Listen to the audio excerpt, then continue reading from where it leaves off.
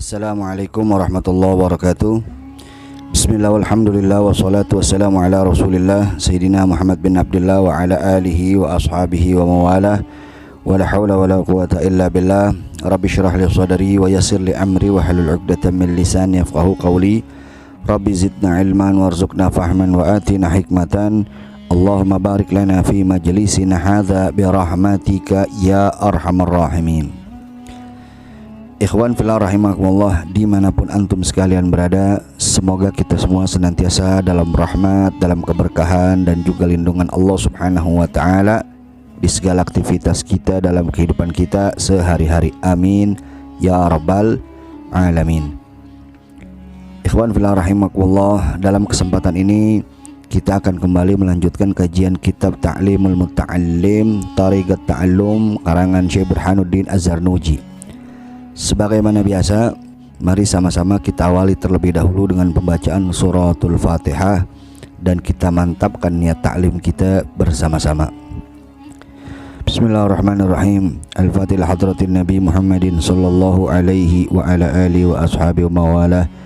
Thumma ila arwahil anbiya wal mursalin wal awliya wal syuhada wal salihin wal ulama'il amilin, khususan minhum Sidina al-Imam al-Muhajir ilallah Ahmad bin Isa wa Sidina al-Faqih al-Muqaddam Muhammad bin Ali Ba'alawi.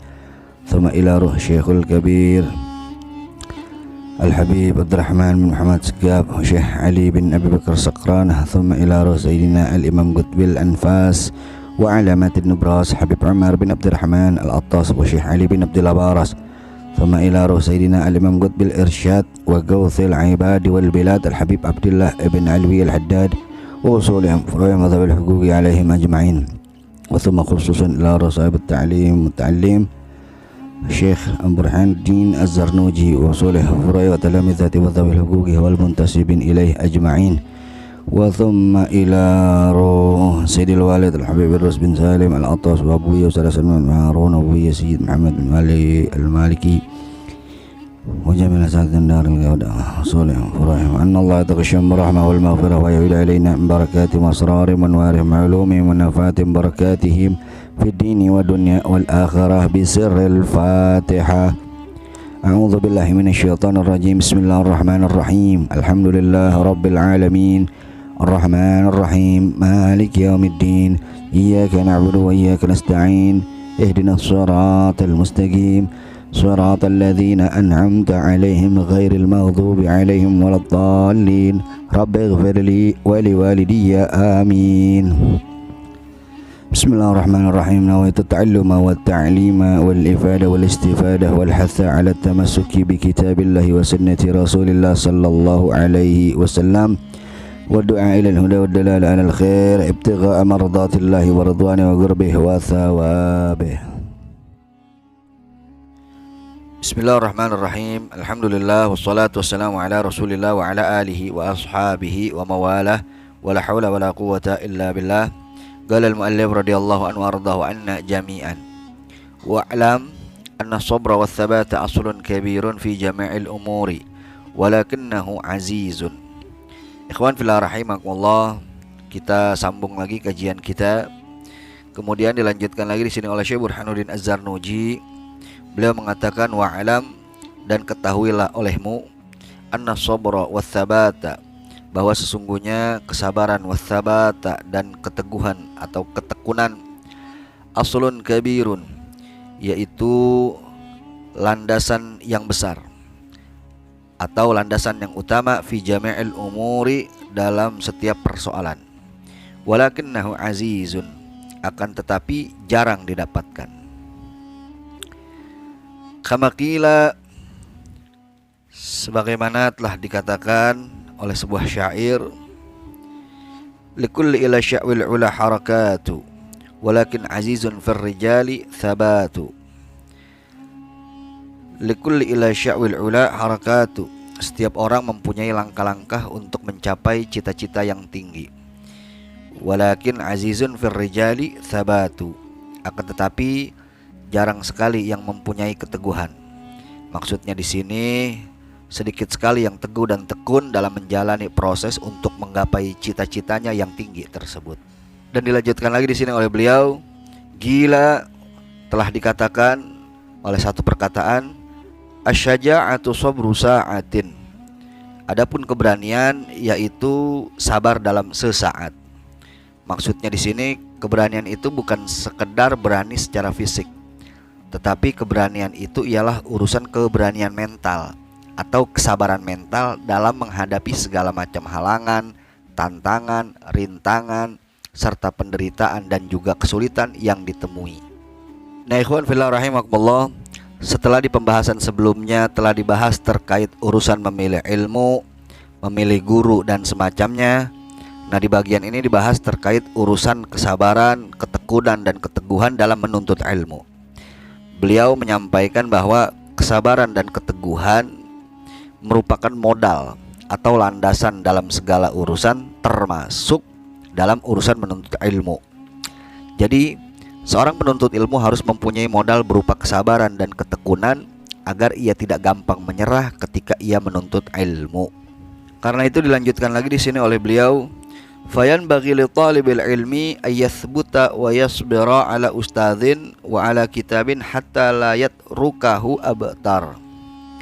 Fayan bagi li talibil ilmi, maka sudah sepatutnya bagi penuntut ilmu ayathbuta wa yasbira, agar tabah dan bersabar, ala ustadzin, kepada sang guru, wa ala kitabin, dan juga kepada suatu kitab, hatta layat rukahu abtar, sehingga ia tidak meninggalkannya dalam keadaan terputus, dalam artian tidak selesai mempelajarinya, tidak sampai khatam dalam belajar kepada seorang guru atau belajar kepada satu kitab. Wa ala fannin hatta la yashtaghila bi fannin akhar qabla ayyut ginal awal. Dan begitu juga kepada suatu disiplin ilmu, sehingga ia tidak disibukkan dengan disiplin ilmu yang lainnya sebelum ia menuntaskannya atau menguasai yang pertama tadi. Wa ala baladin hatta la yantagila ila baladin akhar min ghairi daruratin. Dan juga sabar menetap di suatu kota sehingga ia tidak pindah ke kota yang lainnya sebelum selesai masa belajarnya jika tidak dalam keadaan darurat. Fa inna dzalika kullahu yufarriqul umur. Sebab yang demikian itu semuanya akan membuat urusan dalam menuntut ilmu menjadi berantakan. Wa yushghilul qalba, dan membuat hati lelah. Wa yudhiyyi'ul awqat, dan juga membuang-buang waktu. Wa yu'dhil muallim, dan juga dapat menyakiti hati sang guru. Jadi intinya di bagian ini kita diingatkan untuk istiqomah, untuk konsisten dalam menuntut ilmu. Jangan gampang menyerah, jangan gampang udahan. Al-Imam Syafi'i pernah menyampaikan dalam sebuah syairnya, beliau mengatakan, faman lam yadhuq murrat ta'allumi sa'atan tajarra'a dhulal jahli tula hayatih.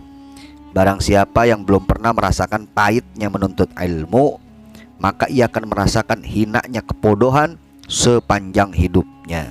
Nah, dalam syairnya itu Imam Syafi'i mengatakan bahwa menuntut ilmu itu memang tidak mudah, butuh ketekunan, harus tahan banting, butuh perjuangan. Lah kalau menuntut ilmu itu gampang, niscaya semua orang akan jadi ulama, akan jadi orang yang berilmu, dan tidak akan ada orang yang bodoh di atas muka bumi ini. Tapi kenyataannya tidak seperti itu. Tidak semua orang kuat dan bisa tahan dalam menuntut ilmu. Karenanya seorang penuntut ilmu yang hendak menuntut ilmu, mau menuntut ilmu, mau belajar dimanapun, mau di pesantren, mau di majelis taklim atau di lembaga pendidikan manapun, ikhlaskan niat, luruskan niat, mantapkan tekad, sehingga ia dapat memiliki ketabahan dan ketekunan agar tidak gampang menyerah ketika menuntut ilmu. Dan di bagian ini pun beliau kembali mengingatkan kita untuk tidak gampang pindah-pindah guru, berganti-ganti guru, sebagaimana yang telah kita bahas di pembahasan sebelumnya. Dan beliau pun mengingatkan kita untuk istiqomah mempelajari suatu disiplin ilmu hingga tuntas sebelum berpindah ke disiplin ilmu yang lainnya. Kadang-kadang ada dari kita baru belajar sedikit udah gak mau lanjut, seakan-akan sudah menguasai padahal belum apa-apa. Ya mungkin pengen buru-buru buka majelis taklim, entah niatnya apa, wallahu alam. Tapi yang jelas yang begini, yang model begini jangan kita tiru. Yang model begini ibarat pepesan kosong, ibarat tong kosong nyaring bunyinya. Yang model begini bisa sangat membahayakan umat. Walhasil belajar dulu, ngaji dulu, dan terus ngaji dan terus mutolaah pelajaran kita. Walaupun kita sudah menjadi seorang pengajar, jangan pernah merasa cukup dalam belajar. Dan kemudian dilanjutkan lagi di sini oleh beliau, wayan bagi ayyasbira amma turidu nafsuhu wa hawahu. Dan hendaknya ia bersabar atas keinginan pribadinya dan hawa nafsunya. Qala syair, telah berkata seorang penyair, innal hawa lahwal hawanu bi'ainihi wa sari'u kulli hawa sari'u hawani. Sesungguhnya hawa nafsu itu suatu kehinaan. Wa sari'u kulli hawa sari'u hawani. Dan orang yang menjadi korban hawa nafsunya merupakan orang yang menderita penyakit kehinaan. Memang tidak bisa dipungkiri ya ikhwan, hawa nafsu ini memang selalu senantiasa menggoda kita untuk meninggalkan belajar, untuk meninggalkan menuntut ilmu. Atau ia menggoda kita bukan untuk meninggalkan belajar, tetapi menggoda kita dengan niat-niat tidak benar, dengan niat-niat tidak baik ketika kita belajar, ketika kita menuntut ilmu. Karena itu hendaknya kita selalu memohon perlindungan Allah Subhanahu wa taala dari godaan-godaan tersebut. Makanya umumnya guru-guru kita mengajak kita terlebih dahulu membaca zikir sebelum taklim, membaca zikir sebelum kita mengkaji suatu kitab. Salah satu tujuan utamanya yaitu agar dengan zikiran ini hati kita menjadi tenang, tidak terombang-ambing oleh hawa nafsu yang liar. Sebagaimana telah disampaikan dalam Al-Quran, ala bizikrillahi tatma'innul qulub. Sesungguhnya berzikir itu dapat menenangkan hati. Nah, itulah salah satu rahasia, salah satu hikmah kenapa banyak guru-guru kita yang dalam majlis-majlisnya, yang dalam majlis-majlis ilmunya tidak langsung membaca suatu kitab atau menerangkan pelajaran sebelum diawali dengan membaca wirid-wirid semacam rotib dan wirid-wirid yang lainnya. Nah, ikhwan fillah rahimakumullah, kita cukupkan dulu kajian kita sampai di sini. Insyaallah kita sambung lagi di video selanjutnya. Semoga bermanfaat. Wallahu a'lam bishawab.